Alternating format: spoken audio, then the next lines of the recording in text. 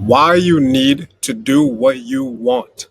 I repeat, do what you want, right? This applies to all aspects of life at the end of the day. Specifically in the dating context, you need to do what you want. So I've talked to a lot of different guys that they don't want to inconvenience people or bother people or go up to people they've never spoken to before. I get it. At the end of the day, what do you want though, right? And if you really want to put it into perspective, as a man, it's your job to go and approach and initiate the conversation. Right? The women, it's not their job. They're gonna get approached, right? They're gonna get DM'd. They're gonna get traction wherever, online and in person. As a man, you need to go and create that traction yourself. You need to go and start that yourself. Nobody's coming to save you, right? No girls are just gonna show up out of nowhere for you. You can't rely on luck at the end of the day, right? So what I'm getting at is that you need to do what you want, and it's not what's comfortable, right? And obviously it's comfortable to just sit down and like go to the gym a few times and not try to talk to any girls in person, maybe DM a few girls and get rejected, right? That's comfortable for you, and it's comfortable for you to go and like DM these girls you're never going to see in person, obviously, right? But is that really what you want, right? Is that what you want? It's not what's comfortable. What do you want? You want girls, right? As men, it's a biological imperative, right? We want to reproduce. We want to talk with women. It's only natural. There's nothing wrong with it, right?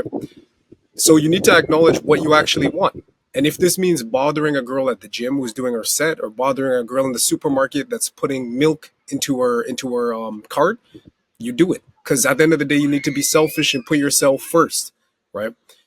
This could be extrapolated to you being in a bar with your friends and you see a good looking girl and you don't want to go away from your friends and go and isolate the girl because you don't want to inconvenience other people, right? And waste their time. But you're being too selfless, right? If you're too selfless, other people are getting what they want and you are not getting what you want, right? You see what I'm saying? You need to do what you want. At the same time, you could be talking to some girl, right? And you kind of want to like make things mellow, or you want to make things, platonic, so you don't make her uncomfortable, or you don't scare her, you don't make things awkward. And in that way, you're being selfless as well, and you're being a cock, right? You need to be selfish and make things direct. What you want, you need to know your intentions, and you need to make your intentions clear, right? Clear. Okay. And there's even guys that I've talked to that are in long relationships, like long term relationships, right?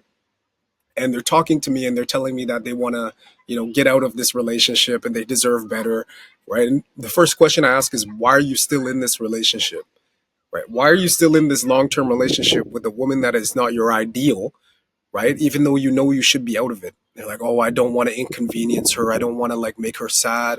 It's like this sympathetic approach. It's good to have morals, it's good to have ethics, right? But at the end of the day, be selfish in the right way, right? You don't want to inconvenience or waste your own time for the sake of others. It makes no sense in this case specifically, right? It makes no sense at all. If you're with a woman, she's not your ideal. Do her a favor, do you a favor. Obviously, break up with her, right? But make your intentions clear, right? Be selfish. If you know you deserve better, go for better, right? If you're happy with what you have, you know she's ideal, stay with her, obviously, right? Be selfish.